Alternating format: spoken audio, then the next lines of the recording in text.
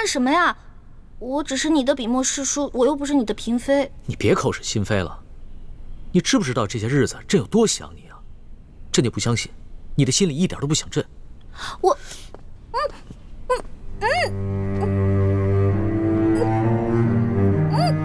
放开我！怎么了？咱们俩又不是没亲过。在山西你重伤的那段时间，都是朕帮你清理伤口的，而且还口对口的为你渡药。别再说了。微臣参见皇上。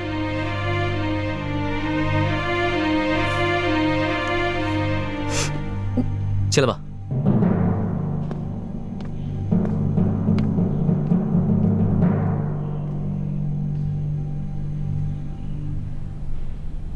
皇上，一环脚受了伤，还是容臣先为他治伤吧。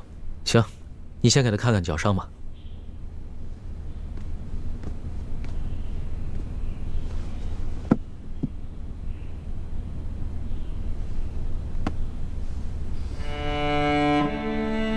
怎么样？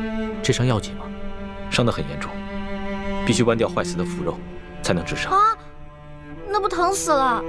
早知道受这份罪，我还不如让那顺天府尹把我宰了算了。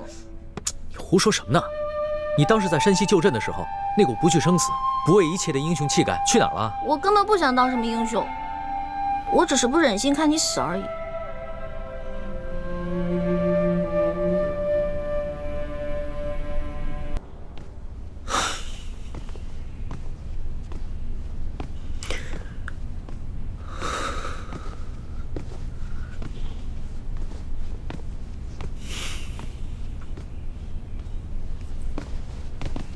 皇上，您不必担心，世淑姑娘吉人自有天相，一定不会有事的。可是朕的眼皮跳个不停，心里也有些发慌。朕总觉得一环好像遇到了什么危险。皇上，您这是关心则乱了。皇上，微臣参见皇上。起来吧。怎么样？有消息了吗？京城中有好多人都拾到了孔明灯，上面写着龙三出会地检。臣马上带着一环的画像去第一酒楼打探，终于打听到了陈妹的消息。原来他被顺天府尹甘国泰误当反党给抓了，现在已经押往刑场要问斩了。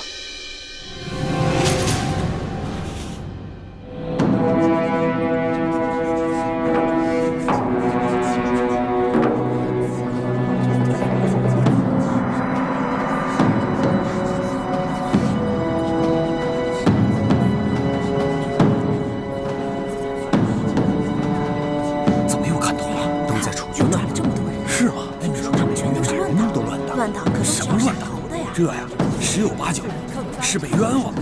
真正的乱党。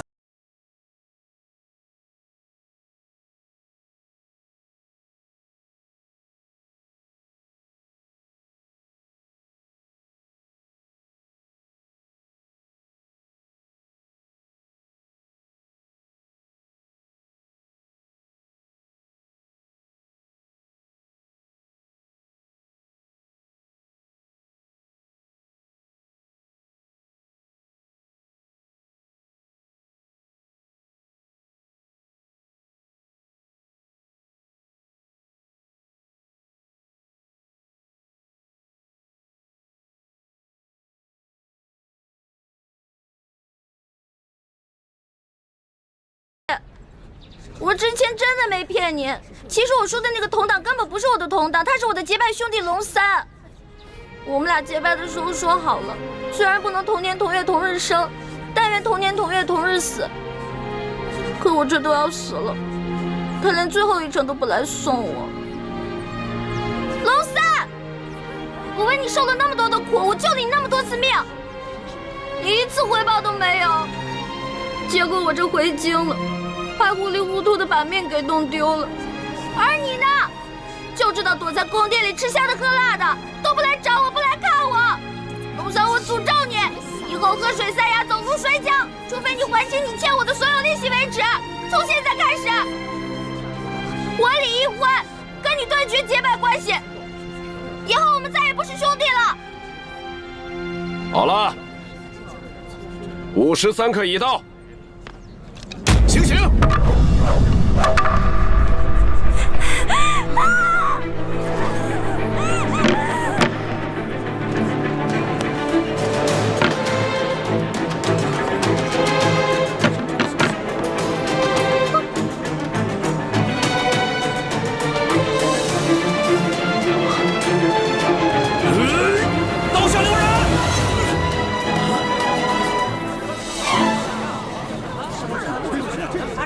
刀下留人！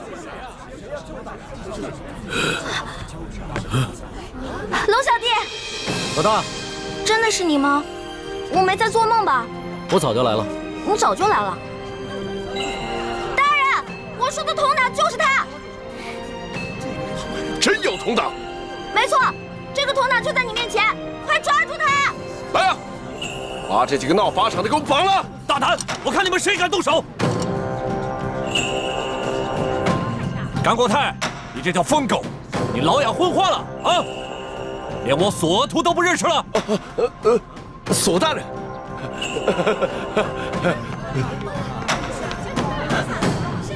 索大人，您怎么来了？我怎么来了？睁开你的狗眼，好好看看，还有谁来了？大人，您这招引蛇出洞，没把蛇引出来，没想到倒引来个真龙天子。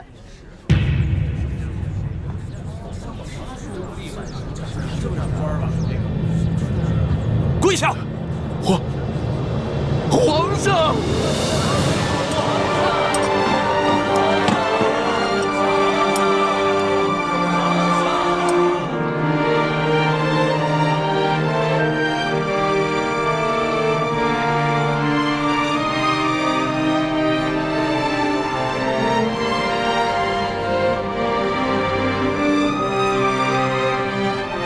各位臣民，各位百姓，朕接到密奏说，顺天府尹甘国泰贪赃枉法，为求加官进爵，竟大肆抓捕良民，冒充反党，滥杀无辜。朕现在就下旨，对所有在押的乱党全部重新审理，无罪者当场释放；对过往同类案件也全部重新审查，如系冤案，全部平反，并由朝廷进行抚恤。皇上圣明！皇上圣明！皇上圣明！皇上圣明！今天虽然救下欢美，还有其他几个联盟的兄弟，却又让康熙收获了民心。顺天府尹甘国泰贪赃枉法，草菅人命，证据俱在。来人啊，摘取他的顶戴花翎，移交刑部审理。这皇上饶命啊！微臣知道错了，皇上饶命啊！走，微臣知道错了，皇上饶命啊！欢美，哥，让朕来。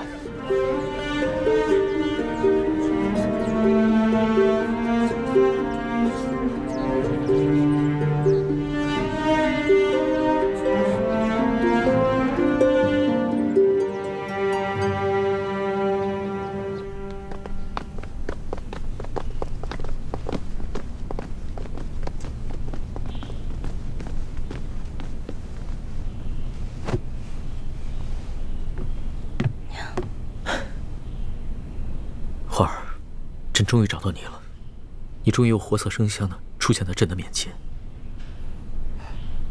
皇上，你刚才那么任性张扬的把奴婢抱进来，这要让太皇太后看到了，又该说奴婢魅惑皇上，坏了宫里的规矩了。朕顾不了那么多了，你放心，有朕在，谁都伤害不了你。我问你，你那么早到刑场了，为什么那么迟才露面啊？朕既然去了刑场，那当然不能只救你一个人了。朕还要体察一下民情，去看看这个顺天府尹甘国泰到底做了一些什么。但是朕在暗中布置了众多的大内高手，会保护好你和死囚的性命。对了，你居然在刑场上公然诅咒人，还说要跟朕断绝结拜关系。那还不是你啊！谁让你不敢来救我的？我连着放了3晚的孔明灯，你都没看见吗？朕也连着放了3晚的孔明灯啊，差点就这么错过了。其实我嘴上骂你，说要跟你断绝关系，那也是为了你好啊。因为我怕我真死了，你就会应了那句同生共死的誓言了。朕知道，你一向是刀子嘴豆腐心的，就是这个甘国泰太可恶了。你好不容易从刘德昭的手上逃脱，又被这些贪官污吏给抓起来，你放心，朕一定会一个一个的办了他，替你出了这口气。你不光要替我一个人出气，我只希望你可以记得在微服私访的时候你对我的承诺，整顿吏治，让全天下的老百姓过上好日子。你放心吧，朕不会忘记的。但是朕现在不想谈国事，你等着。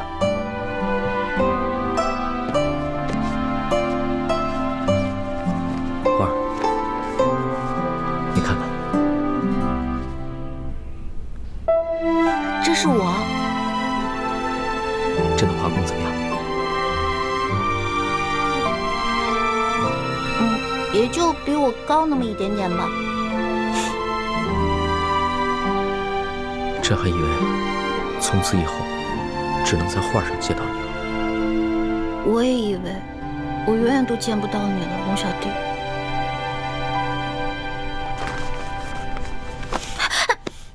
你干什么呀？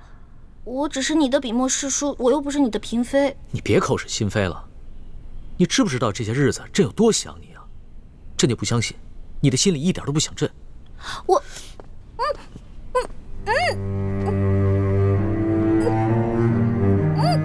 放开我！怎么了？咱们俩又不是没亲过。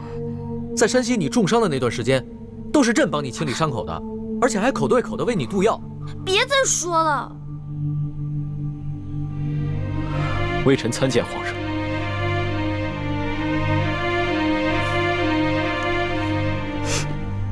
进来吧。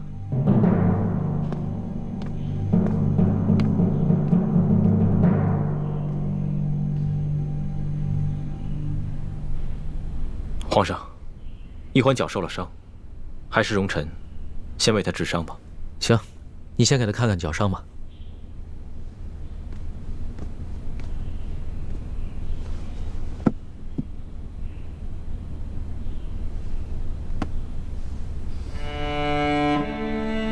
怎么样？这伤要紧吗？伤得很严重，必须剜掉坏死的腐肉，才能治伤。啊，那不疼死了！早知道受这份罪，我还不如让那顺天府尹把我宰了算了。你胡说什么呢？你当时在山西救朕的时候，那股不惧生死、不畏一切的英雄气概去哪儿了？我根本不想当什么英雄，我只是不忍心看你死而已。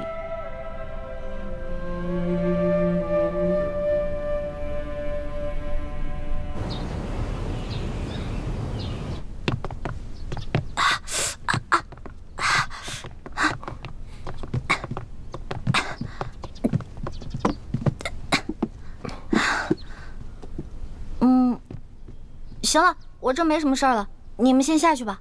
是。朱哥哥，朱哥哥，我们节后重逢，你为何看上去那么不开心啊？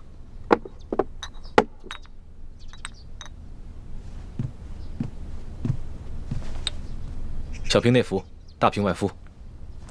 我是欠了你钱了，还是偷了你的米了？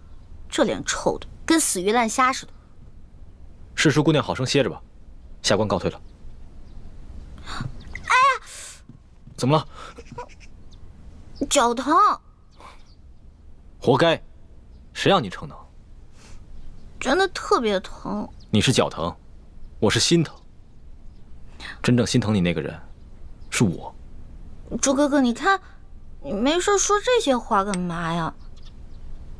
哎，说好了，刚才我一个劲儿的跟你说话，是你不理我的。你知不知道这段时间我有多着急啊？像疯了一样到处找你，可你呢，居然愿意为了康熙这个狗皇帝，舍弃自己的性命。你知道我心里多难过吗？因为他是我的龙小弟，我们是结拜兄弟，他有难我肯定要去帮的。如果他换作是你，我也一定会不惜性命去救你的。原来，在你心里，他已经跟我一样重要了。你自然是要比他重要一些的。如果有一天我们兵戎相见，你会帮谁？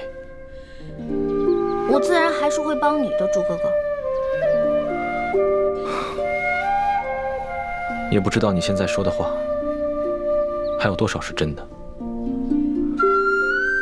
但就算你说的是假的，只要你还愿意撒谎哄我开心，我也把它当成是真的。环美，你记住了，不许再为康熙以身涉险了，因为他如果没有你，他还可以继续做他的大清皇帝，还有他的3宫6院72妃。而如果我没有你，我真的是生不如死了。朱哥哥，你没有了我，你还有光复大明的大业啊！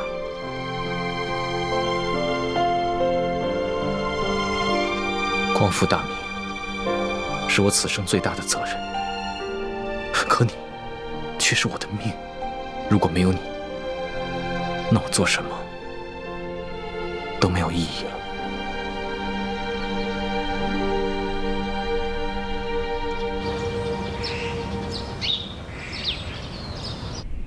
皇上竟然为李易欢去大闹法场，这成何体统？太皇太后，其实这也怨不得皇上。那顺天府尹啊，错抓了一批无辜百姓，冒充是对抗朝廷的乱党去邀功。皇上在法场亲自处置了这个顺天府尹，主要是为了安抚民心，倒也不全是为了世淑姑娘。这小丫头失踪了好几日，皇上呢竟然呢魂不守舍的。太皇太后，这皇上在微服私访的时候，世淑姑娘多少次出生入死的去救护皇上。皇上正值青春年少，难免会动了真情嘛。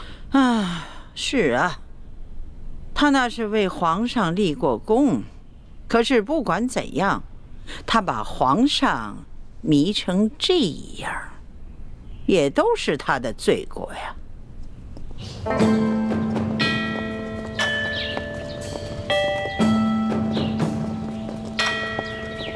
皇后驾到！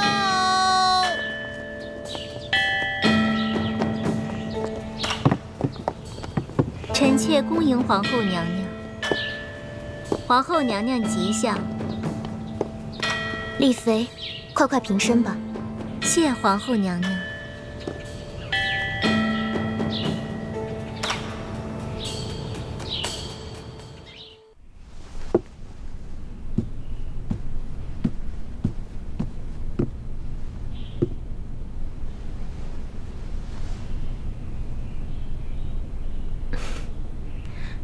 妹妹这如今升了妃位，是越发风华出众了。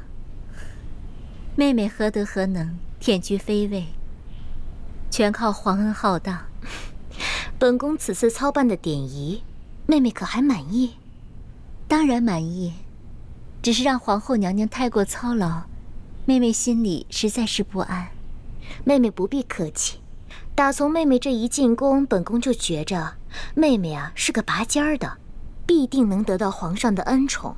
这不，才几个月的时间，妹妹就从贵人升到了嫔，如今又升到了妃位，真是可喜可贺呀。皇上不过是念在王父的情分上，体恤妹妹罢了。如今，妹妹已是无父无母的孤女了，以后还要仰仗皇后娘娘多多照应。本宫此次来呀，就是想跟妹妹说一些提己的私房话。你们都退下吧。是。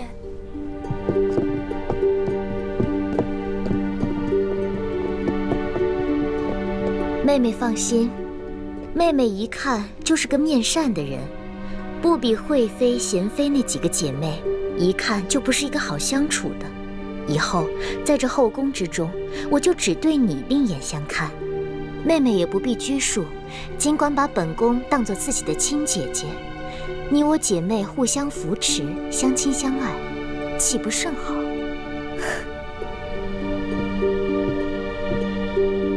能得皇后娘娘垂怜，是妹妹的福分。多谢皇后娘娘。妹妹，快起来吧。哦，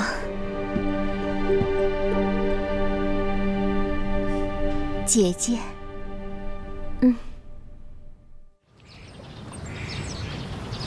听说妹妹和这个世书姑娘李易欢走得很是亲近。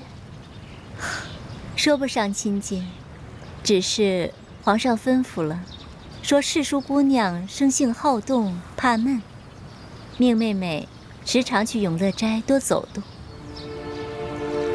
皇上曾吩咐过本宫和所有的嫔妃，无事都不要去永乐斋。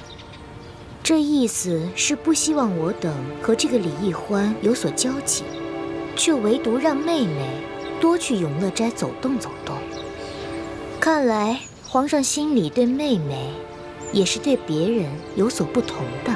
姐姐千万别误会，只是皇上看妹妹性子软糯，不易与人起争端，所以才吩咐的。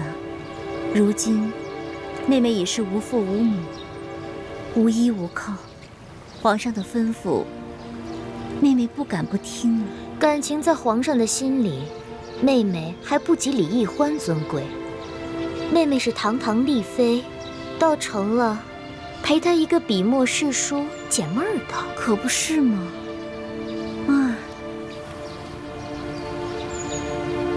妹妹，不瞒你说，本宫看到皇上为了李易欢如此着迷，本宫真是忧心如焚呢。姐姐，您贵为皇后，乃是后宫之主，那李易欢再受宠，也不会威胁到您的。如果只是威胁到我这个皇后，倒也是好了。就怕他威胁到的是皇上，是我大清的江山。啊！姐姐何出此言？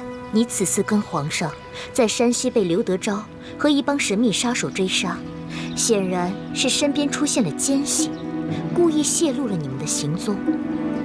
这思来想去，唯有李氏兄妹最为可疑了。可是皇上跟妹妹说，那些刺客都是平西王的手下呀。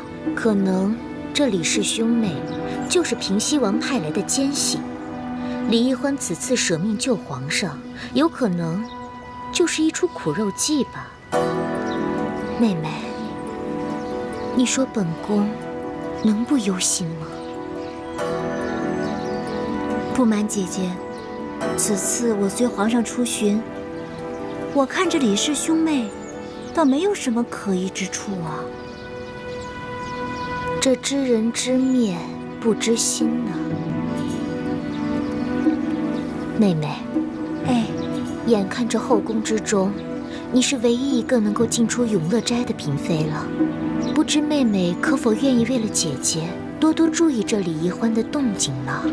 姐姐放心，一旦我有什么发现，立刻向姐姐禀报。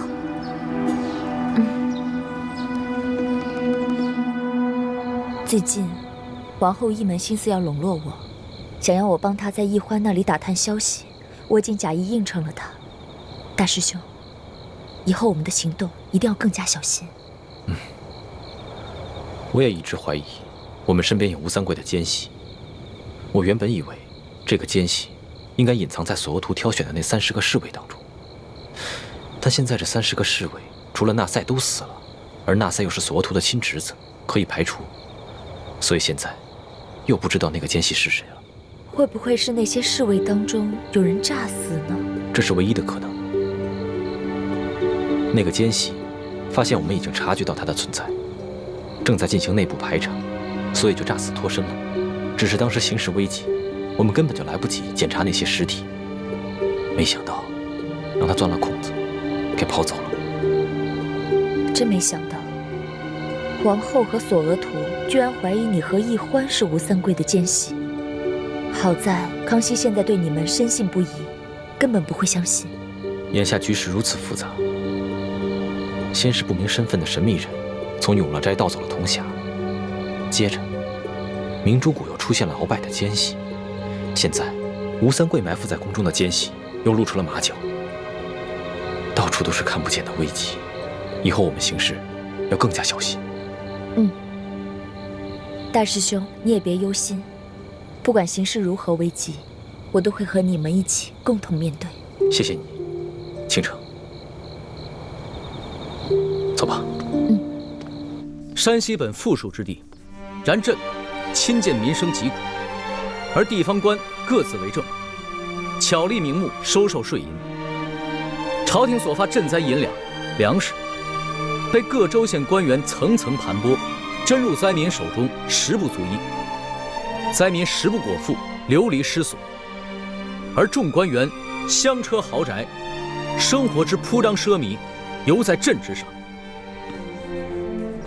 朕着令，吏部彻查山西贪污之风，以正乾坤。钦此。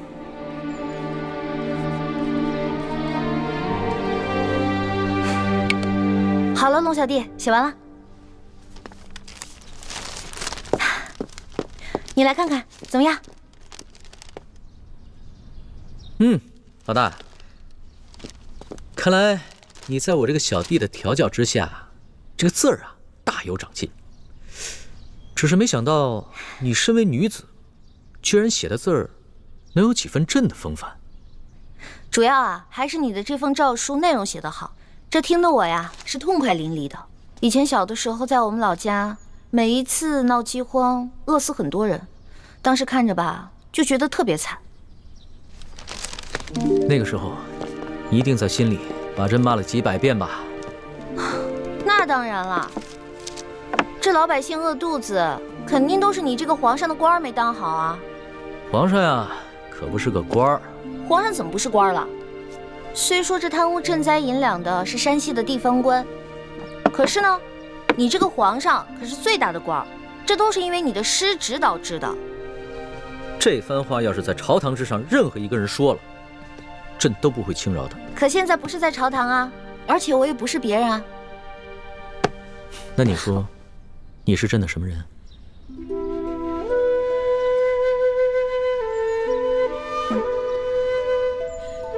老大，这次出巡呢，真的是感慨万千啊！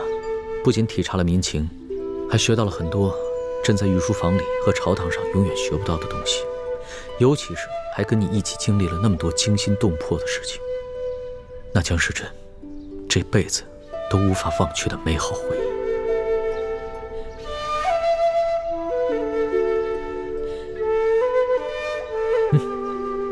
你看看这个，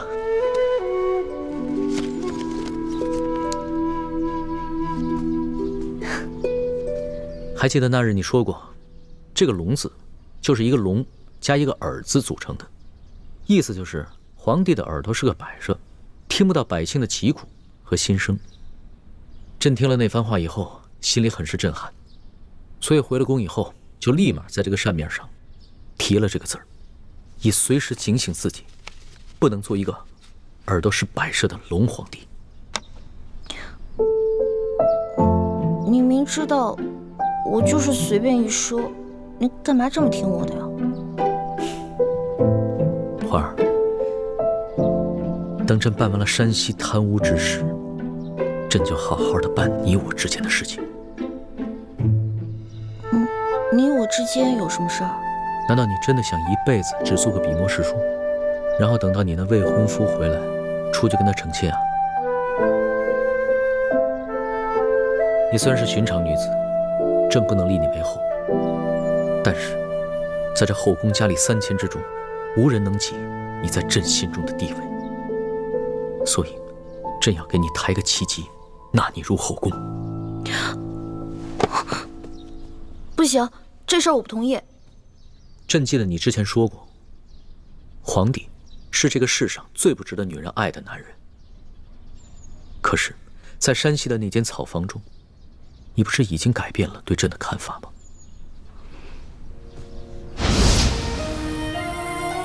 我之前说过，你是天底下最不该爱的人。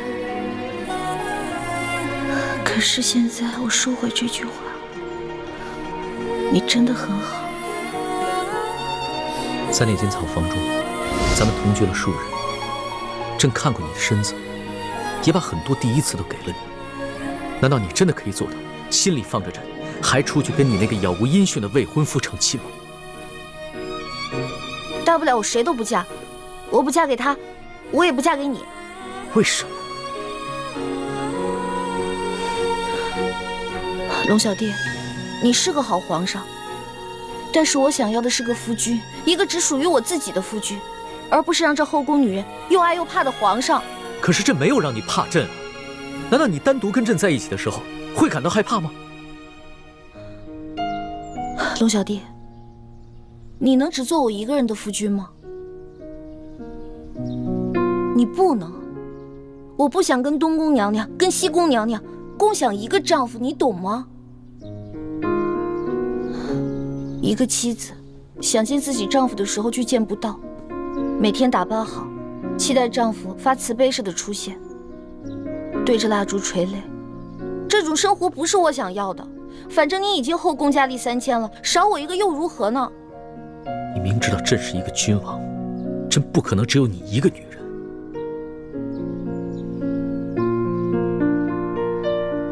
罢了，纵然朕贵为天子，也不可能做到事事如意。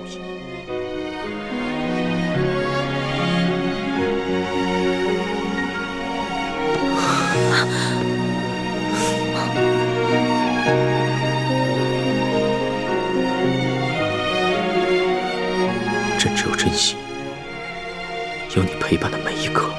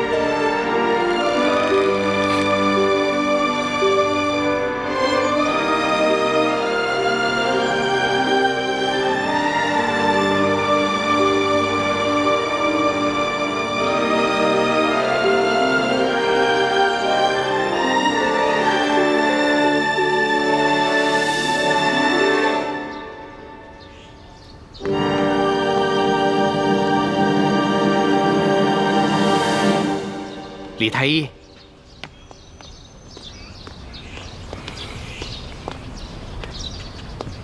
公公有什么吩咐吗？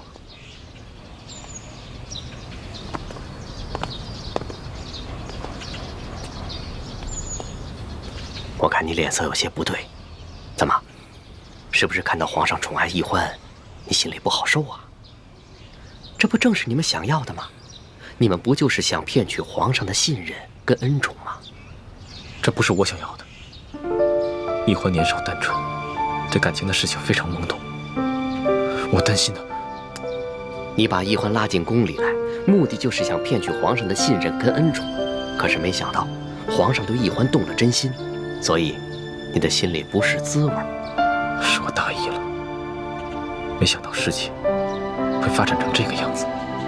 唉，看到你们把事情搞成现在这个局面，我也很是不安呐，但我又无可奈何。我知道你跟你爹一直想要光复大明，我劝不了你，可是你们这样做真的很危险，就连我这条老命，恐怕到最后都得给搭上。我劝你，赶紧把奕欢从紫禁城给撤走吧，我年纪大了，受不了惊吓啦。什么？你和奕欢要撤出宫去？康熙跟奕欢的情形，你一直看在眼里。我不能把奕欢留在宫里了。我明白你心里的痛苦，那你们就先撤走吧。这寻找铜匣和查出明珠谷内奸的任务，就交给我吧。眼下宫里的局势如此复杂，把你一个人留在宫里，太危险了。有你这份担心就足够了。你放心吧，我会保护好自己的。对不起，倾城，我是不是太自私了？大师兄，你别这么说。如果任由小师妹留在宫里和康熙继续发展的话，对你来说就是一种折磨。对奕欢和我们著名联盟来说，也未必是一件好事。趁他现在对康熙的心思才刚刚开始，赶紧把他撤走吧。谢谢你，倾城。只有你，无论在什么时候，都会为我着想。但是，我却无以为报。大师兄，你的平安和幸福，就是对我最大的回报。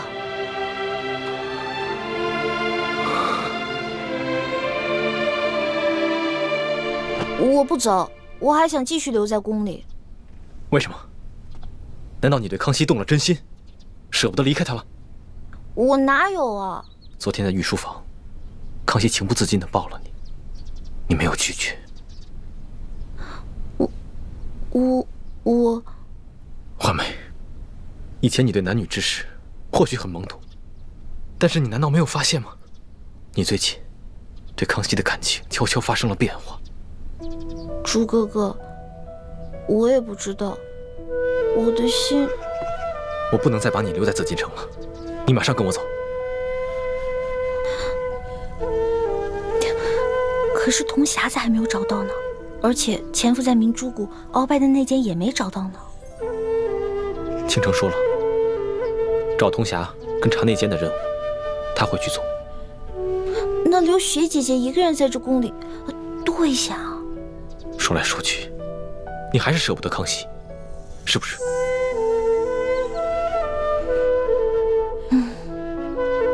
这里就像一个大金笼子，我不可能在这待一辈子的，早晚都会撤的。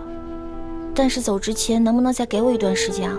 龙小弟说了，那个刘德昭已经奉旨进京了，难道你不想看一看他就地伏法、大快人心的下场吗？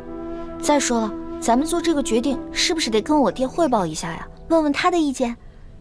没准在这段时间里，铜匣子也找到了，内奸也找到了，到时候咱们可以跟雪姐姐一起撤了。现在留雪姐姐一个人在这儿，多不到一样，对吧？虽然我知道这些理由不过是你找的借口，但我还是不忍心拒绝你。环梅，那你答应我，等刘德昭伏法以后，马上跟我走。我就知道朱哥哥对我最好了。你呀，就知道欺负我心软，不许再跟康熙那么近了。他要是再对你动手动脚，你得巧妙地回绝他，不能让他再占你的便宜。我知道了。索大人，且慢行。怎么了？下官见过索大人。哎呀，你这是干嘛呢？你别这样。不，索大人，下官没有别的意思，下官只是想请索大人给下官透露些口风。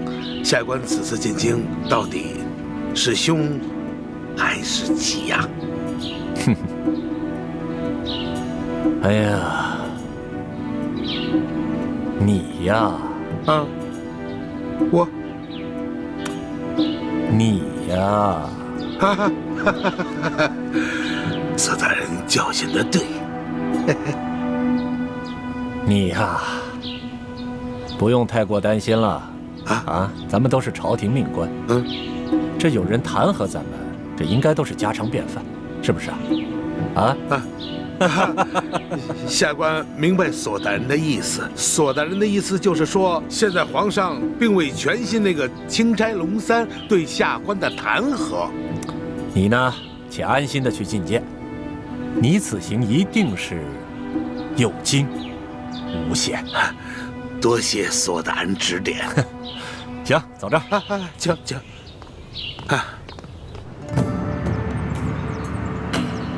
皇上，山西巡抚刘德昭觐见。宣刘德昭。这，刘德昭，皇上宣你觐见，请吧。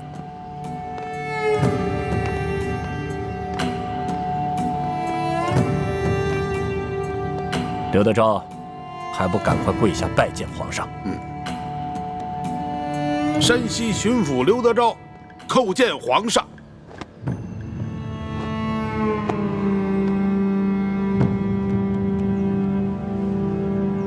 吾皇万岁万岁万岁！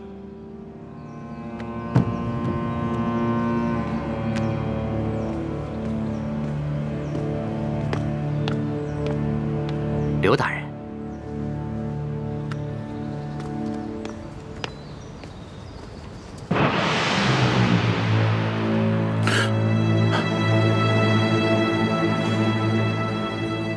皇上，这些都是龙三弹劾臣的罪状，都是他无中生有所罗织的罪名，无中生有啊！刘德昭，钦差大人与你无冤无仇，为何要无中生有罗织罪名来诬告你？回皇上的话，这龙三向臣索贿不成，所以怀恨在心。他暗中勾结牛角寨上的悍匪，盗抢我府库的官银，还有这龙三，他私刻玉玺，伪造密旨，干涉我山西地方政务。皇上，这一桩桩一件件，臣据查实。皇上，请皇上明察。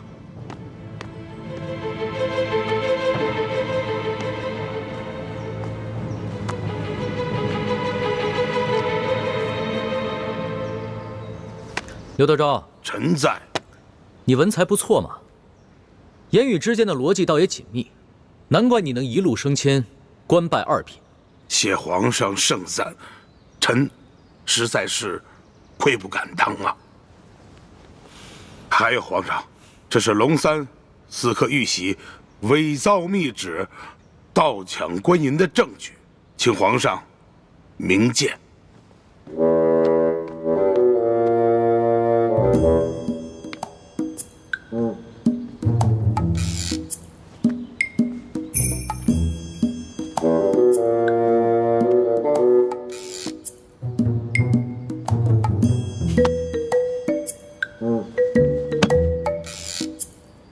没错，这个玉玺和密旨都是假的。皇上，除了这些物证以外，臣还有人证。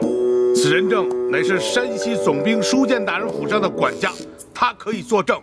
这龙三在借住舒府期间，曾经率领手下乔装改扮，勾结山匪盗抢官府库银。如果皇上想亲自预审此案的话，可召此人进宫质询，此案可立百于天下。不必了，这儿有3个人证，个个都比你那个舒服的管家重要。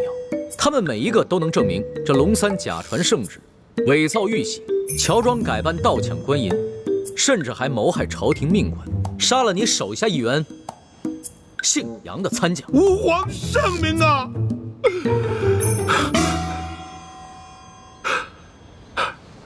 皇上实在是圣明啊，但不知现在那3人现下何处啊？刘大人，别来无恙啊！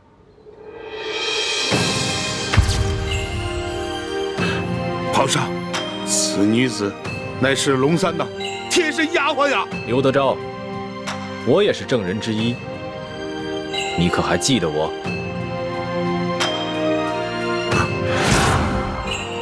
皇上，这个人也是龙三的心腹啊，抢到官银也有他的份啊。皇上，不管他们说什么，你可不要听他们的谗言呀。皇上，何止他们俩有份儿？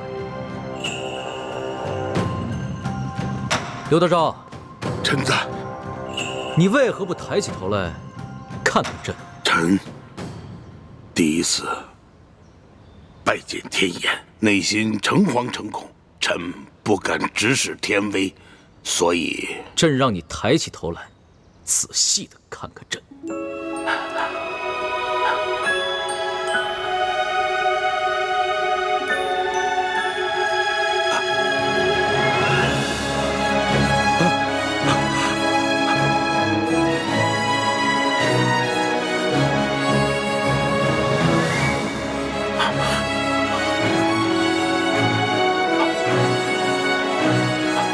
皇上，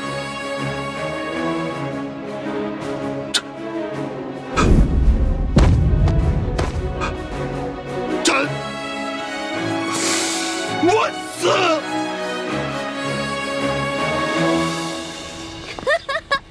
真的特别好笑，太好笑了！是说不啊？后来呢？后来那个刘德昭又怎么样了？后来那个刘德昭啊，吓得都不敢说话了，这身子就跟弹琵琶似的，一直都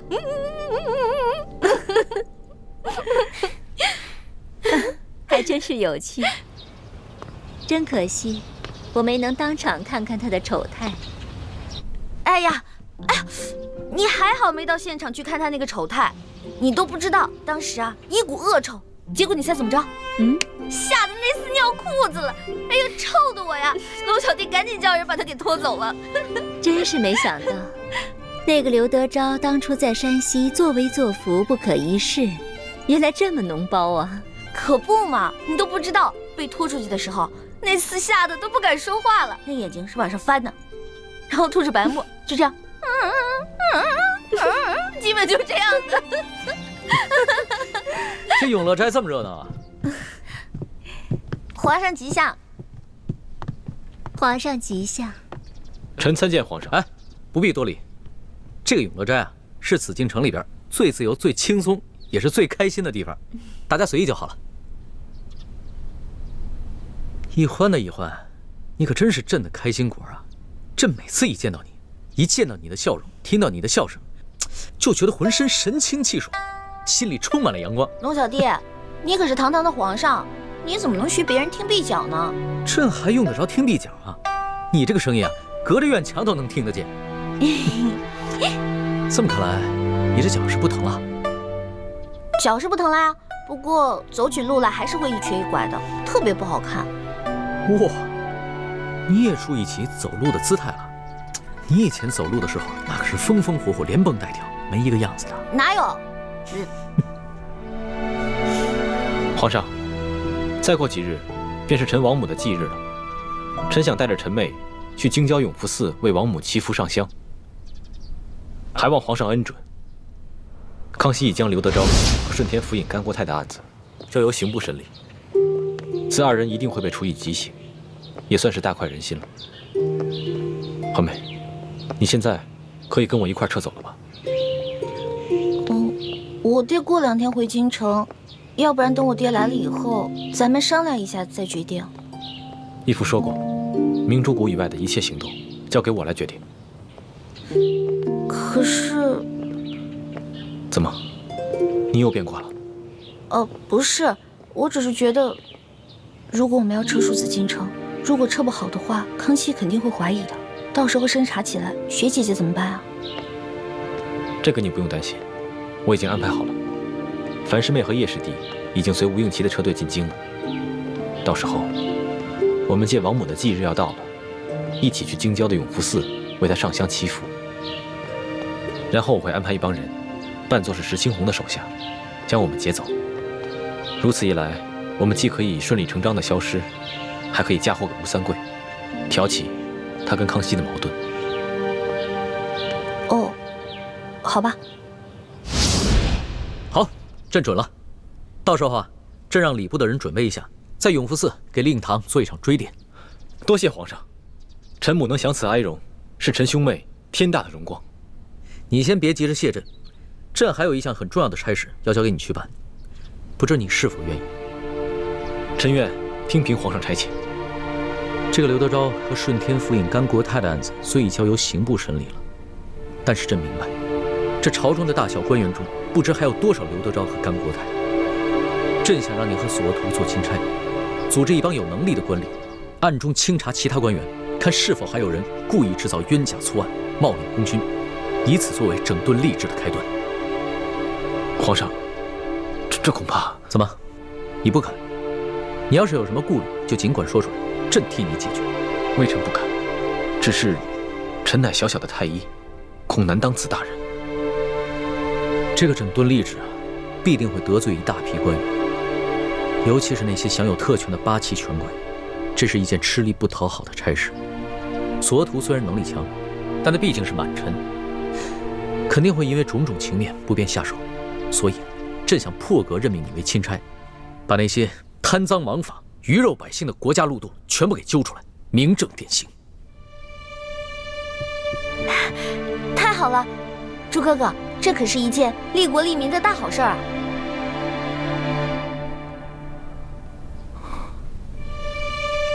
李爱卿，朕思前想后，这满朝文武，只有你最能堪此重任。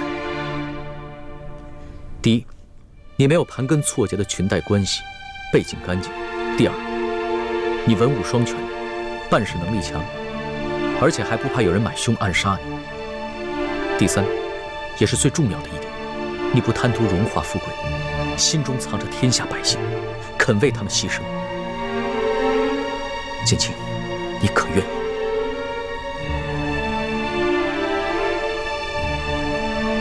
哎，朱哥哥，你就答应龙小弟吧。这件事不光为了龙小弟一个人，还有全天下的老百姓呢。你想，咱们已经见识到了刘德昭和甘国泰的恶行了，可是天下还有多少甘国泰和刘德昭呢？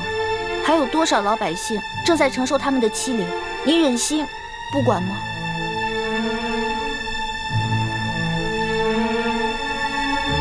微臣遵旨。太好了，我就知道朱哥哥不会让我失望的。大师兄，如此一来，你和小师妹要撤出紫禁城的计划，怕是要推迟了。这也是无可奈何之举。我不想让奕欢失望，更不想错过这个为天下老百姓除害的机会。可你有没有想过，你帮康熙整顿吏治，肯定会面临极大的风险。就算你最后千辛万苦做成了，也是替康熙做嫁衣。到头来，老百姓感激的只会是康熙，不会是你。我想好了，我会借此机会，在清廷当中掀起一番大的波澜，挑起朝中各大权贵对康熙的不满。如此一来，老百姓既得了利，又能激起康熙跟群臣的内斗，引发他们的内乱。还是大师兄思虑周详。说实话，我心里也很纠结。如果我跟奕欢撤走，只留下你一个人在这宫里，完成寻找铜匣跟查找内奸的任务，实在是太危险了。我们也太自私了。大师兄，我知道你心里装着我们每一个人，你希望把每一件事都做到完美，对得起我们所有人。可是这样的话，你会很累的。就像这一次你决定留下来，那小师妹和康熙又会继续朝夕相处，这对你来说实在是一种折磨。若奕欢能像你这样了解我，在乎我的感受，那就好了。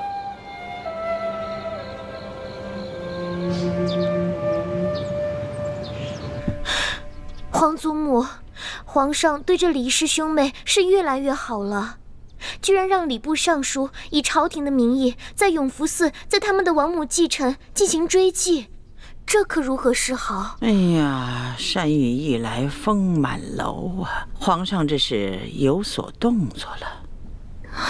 难道皇上是要将这李奕欢纳入后宫了？那倒不是。皇上如此笼络李建清，是想李建清和索额图一同协助他整顿吏治。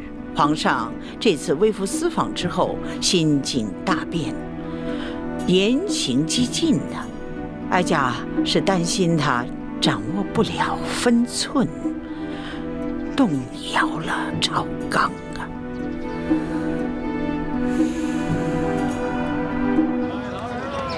吴公子一路辛苦了。永历帝的遗物已经顺利押运到京，我们兄妹二人也该告辞了。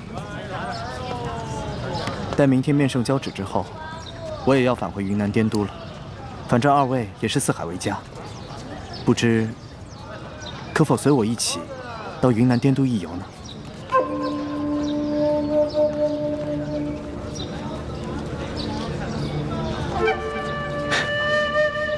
多谢吴公子盛情相邀。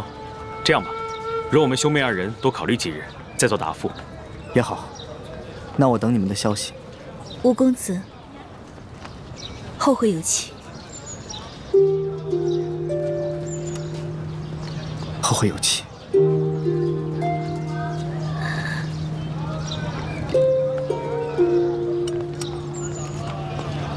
等一下，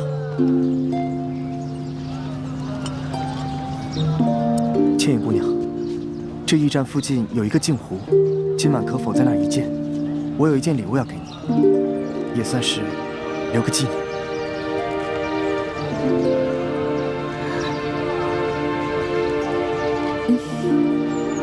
多谢叶兄。走吧。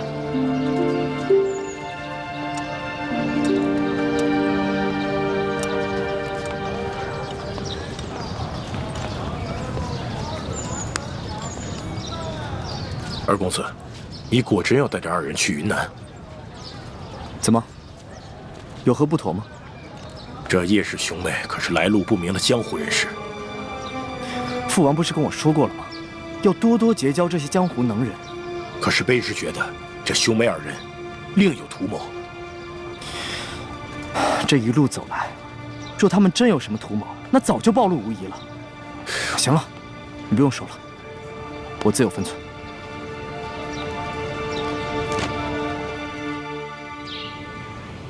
启禀皇上，微臣已将永历帝的遗物顺利押送进京，现来面圣交旨。平身吧。谢皇上。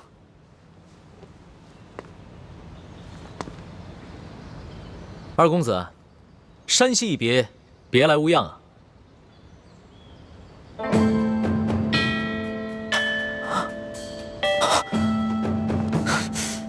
微臣眼拙，在山西居然没有识出龙颜，微臣罪该万死。二公子不必多礼，起来吧。是。朕在山西的时候，是以钦差大臣的身份微服私访，你认不出朕，又何罪之有啊？微臣无能，一路上遭遇了2次劫案，不仅臣父准备的贡品被劫匪劫走，还连累山西总兵舒大人以身殉职，微臣罪该万死。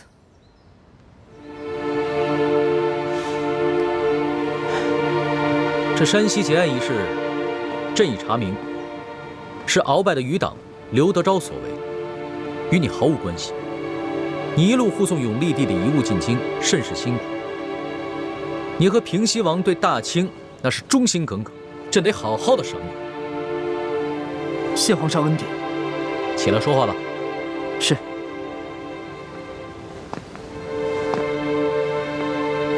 朕还有一事要交办于你。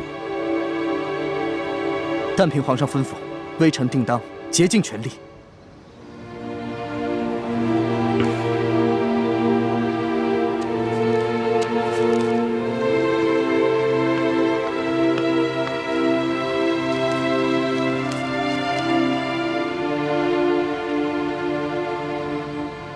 这单子上面的药材都是云南独有，有劳你回了云南之后尽快制办，用快马送至京城。回皇上。这单子上的药材确实是云南独有，不过有一些是现成的，有一些却需要花点时间去制版。那就尽快抓紧时间制版吧。是。你进京之后，可曾见过你大哥？回皇上，臣乃外臣，未得圣旨，不敢擅见额驸。二公子办事谨细，很好。不过也不必这么拘泥于小节。太皇太后听闻你进宫了，甚是欢喜，特意召了建宁公主和额驸进宫。你这就随朕去觐见太皇太后，顺便见一见你大哥，也可以叙叙人伦之情。谢皇上恩典。二公子啊，果然长得是一表人才呀，请起吧。谢太皇太后。额驸啊，在。依哀家看，你这弟弟可是比你俊雅几分呢。啊，太皇太后有所不知，臣弟不仅长得比臣俊，才华也在臣之上。以前在王府里，臣父总是批评臣什么都不如弟弟。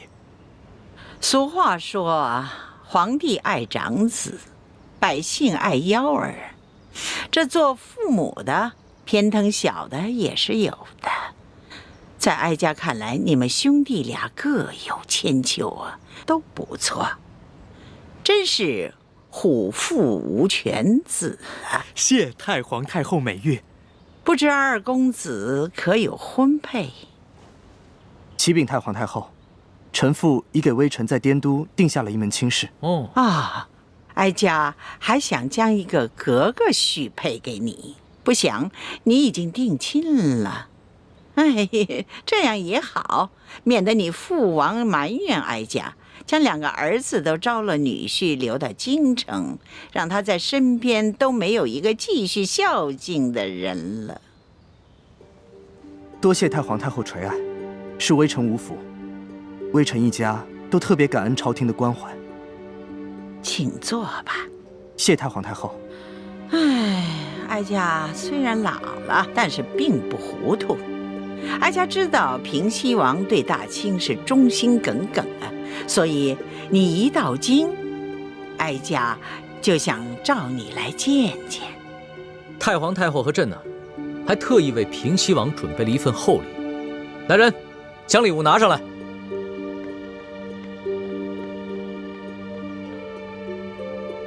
罗父，二公子，你们2位可以先将礼物打开看看。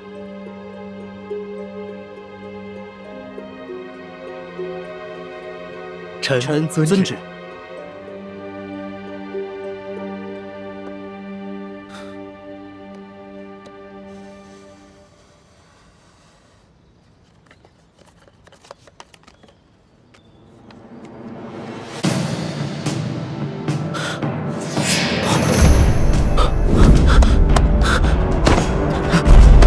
太皇太后和皇上明鉴，这些奏折都是对微臣父王的构陷。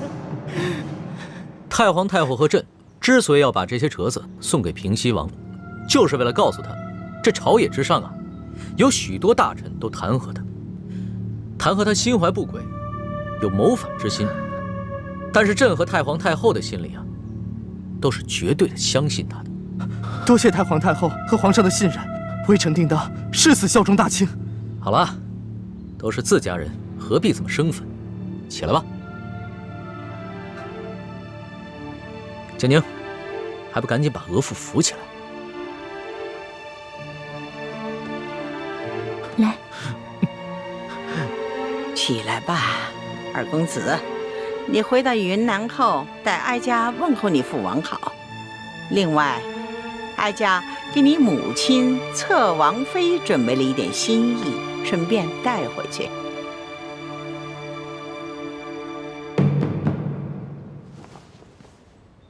微臣代母亲多谢太皇太后恩典。额驸、二公子，你们兄弟难得一见，大可不必在哀家这里立规矩了，还是到额驸府去续续亲吧。啊，建宁，你留下来陪哀家说说话。微臣告退。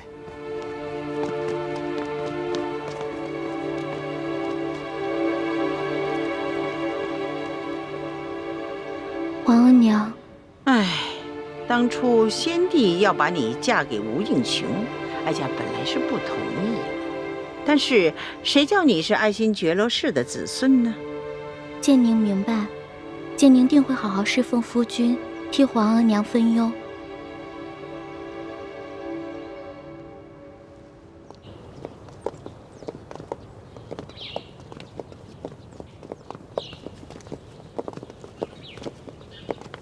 怎么了？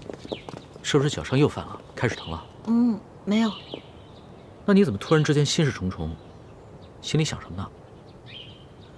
我是刚才见了建宁公主，她本来是长公主，何等尊贵啊！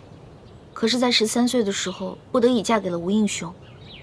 你看，她在太皇太后面前都变得小心翼翼、谨言慎行的，可见这些年来，她一定过得很辛苦、很煎熬。这有什么？身为皇家子弟，又有哪个人过得不辛苦呢？你想想朕，也是13虚岁就已经大婚了，这些年在宫里，哪一天不是谨言慎行的？直到遇见了你，朕的日子才变得有趣了一些。龙小弟，其实我有点害怕。害怕？怕什么？太皇太后，我看他老人家对你挺好的呀，知道你爱吃点心，还赏了你一盒桂花糕呢。太皇太后跟你不也重重赏了吴家二公子？但是，原来你说的是这个呀。这个吴三桂啊，是朝廷的心腹大患，朕和太皇太后也是逼不得已的。你又不牵扯政事，也不必别人家头疼，你就跟着犯晕呢。龙小弟，我有一种感觉，平时没人的时候，你在我面前就是我的龙小弟。我觉得我离你特别近，我们很亲近。但是，一旦有别人在，你就是皇上。那个时候，我就会觉得，我们两个之间的距离其实好远好远的。其实你说的这种感受，朕明白，但是朕没有办法。身为皇帝，就是不能和任何人太亲近，不能让别人把自己看得太清楚，否则的话，只会被臣子拿捏得死死的。你已经是这个世上离朕最近，把朕看得最清楚的人。那会不会有一天，太皇太后或者是你，因为这个砍了我的脑袋呢？你这个小脑瓜子，天天想什么呢？老咒自己被砍头。放心吧，朕是和你拜过把子的，说好了要同甘共苦，生死与共的。嗯。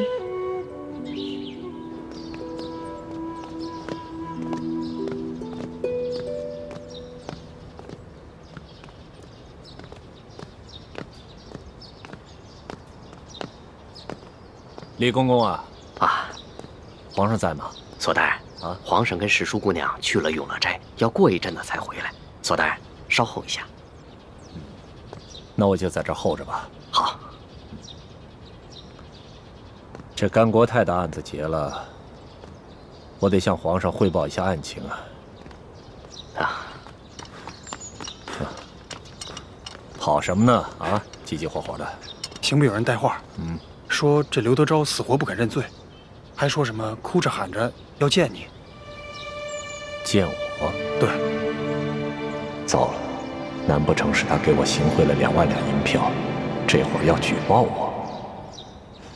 不行，我得去封了他的口。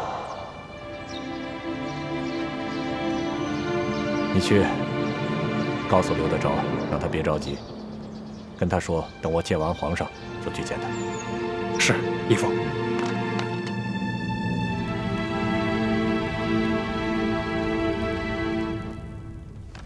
刘德昭，快起来！索大人到了。带去。刘德昭，你到底还有什么事想见本官啊？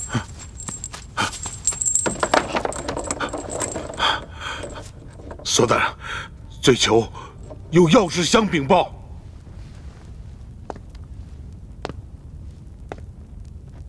你到底还有什么事啊？啊？索大人，罪囚知道，我这次犯的可是杀头之罪啊！可是我仍然想戴罪立功，想换取我那继室夫人秋敏，还有她腹中胎儿的2条性命啊！索大人，你呀，你想的挺美的，你还没想明白呀？自己犯多大的罪你没数啊？啊？索大人，刘德昭。你犯的是诛9族大罪，现在新上任的山西巡抚已经将你的继室裘敏，还有他的弟弟裘贵一干人等全部捉拿了，不日就会押解进京，跟你一起当街问斩。索大人，我知道，我知道，罪囚这次犯的那是逆天之罪呀！可是索大人，我所要举报的，那也是非同小可呀。是关于丽妃娘娘的一个秘密，对于皇后，还有索大人，乃至和盛林整个家族。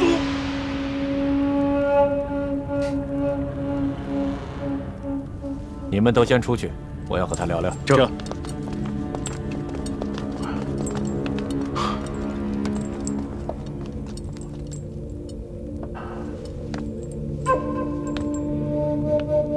刘德昭，你想好了？若你举报之事确有价值，那本官可以保证，把你夫人裘敏和她腹中的胎儿保下来。这大人呐，我会啊！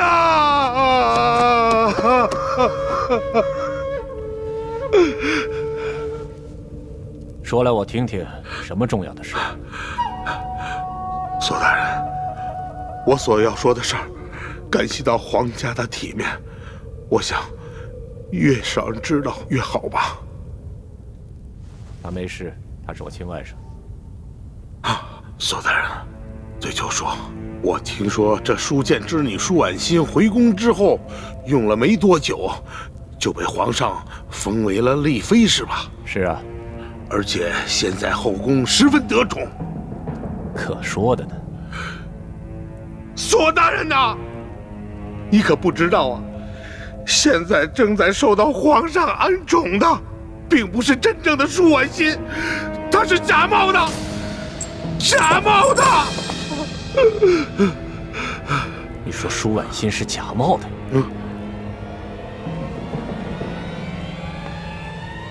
这个丽妃娘娘是个假丽妃。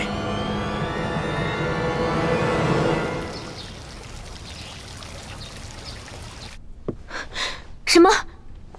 丽妃是被人冒名顶替的？嘘，皇后娘娘千万小声点，别让外面的宫人听见了。这消息可当真？这刘德昭所言可靠吗？这刘德昭意识到自己死罪难逃，一心只想给自己留个后，所以他没有必要在胡言乱语编出这么荒谬的事情来。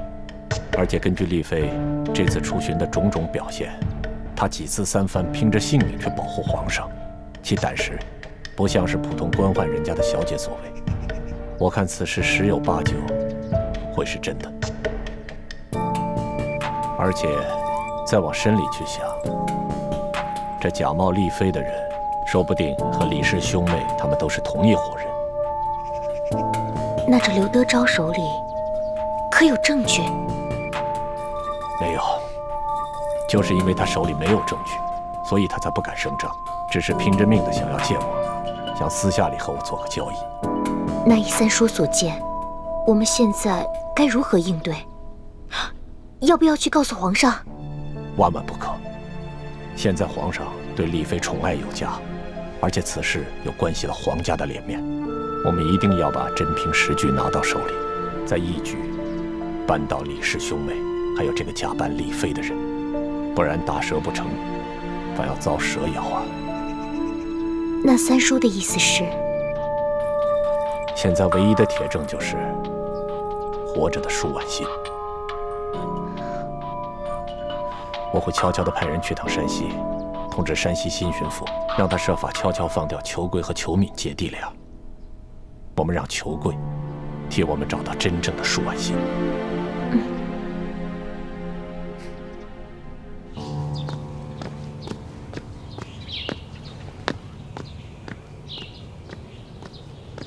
拿菜。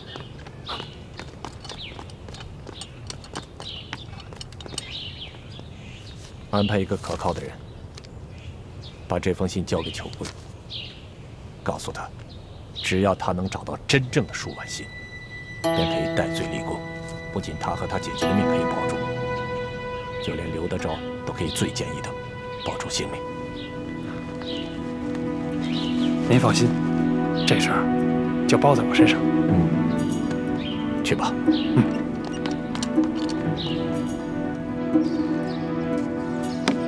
拿去抹药吧。这，李太医，李公公，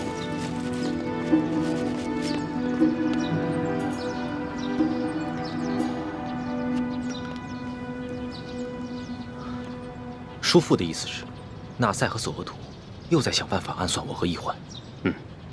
索额图昨天在御书房门前候着，准备向皇上汇报顺天府尹甘国泰一案。突然刑部派人来找他，说是刘德昭坚持要见索额图，说有重要的事情要汇报。索额图去了天牢以后，他就跟纳赛在旁边咬耳朵，估计没什么好事，搞不好跟你们兄妹有关。我知道了，多谢叔父提醒。你小心点。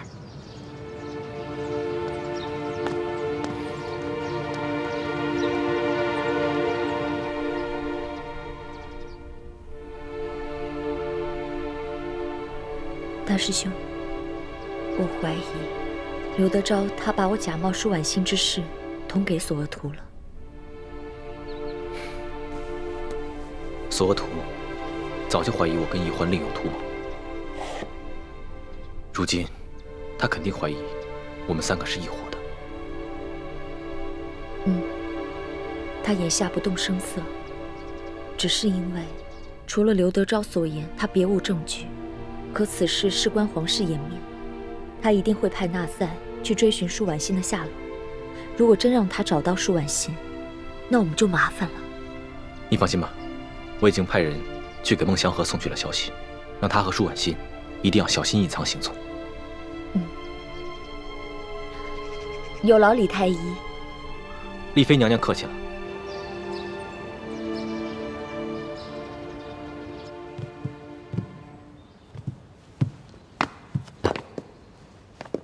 皇上，这些就是吴应奇从云南押送进京的永历帝遗物。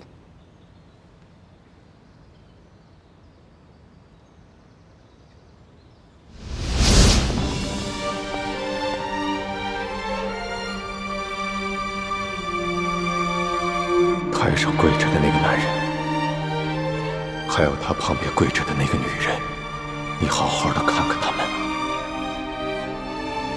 记住他们的样子，永远不要忘记。他们是谁啊？我为什么要记住他们的样子，永远都不忘？先别问为什么，听义父说，好好看看他们。这是你第一次看见他们，也是最后一次看见他们。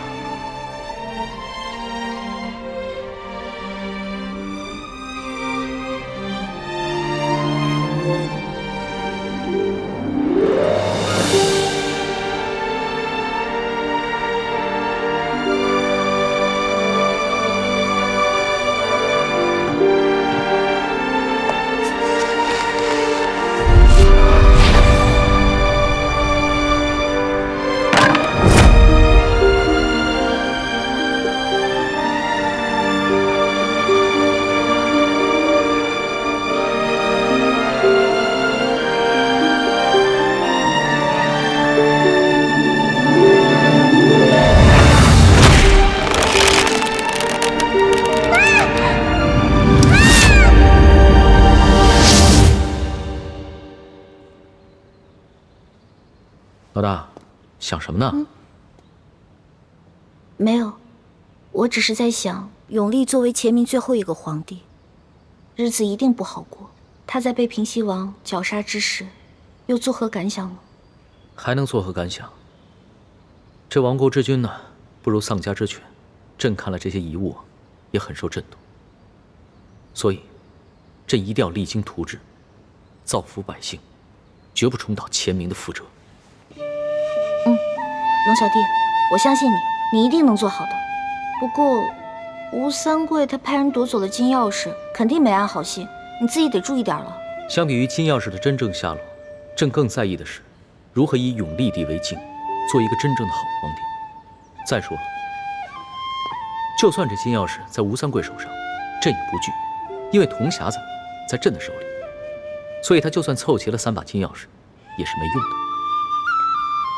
龙小弟，你还不知道你手里的铜匣子其实是假的，也不知道吴三桂抢回去的金钥匙也是假的。真的钥匙已经落在朱哥哥手里了，否则你恐怕会寝食难安的。